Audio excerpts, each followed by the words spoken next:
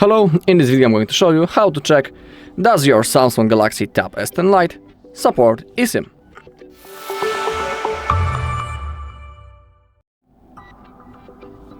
Okay, so launch the IMEI info page, and now in this bar we need to type the IMEI number of our tab. If you don't know how to find your IMEI number, on our channel there's a video when I'm showing you how you can do it, but in here we also have a quick instruction how we can do it.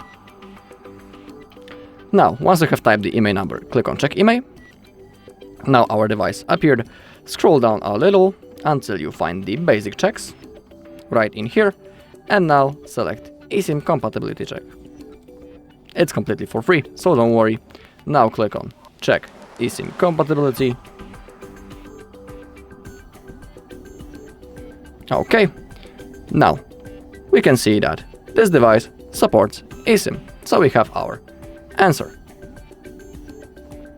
Alright, and that's all in this video. Thank you all for watching. If you found this video helpful, please leave a like, comment and subscribe.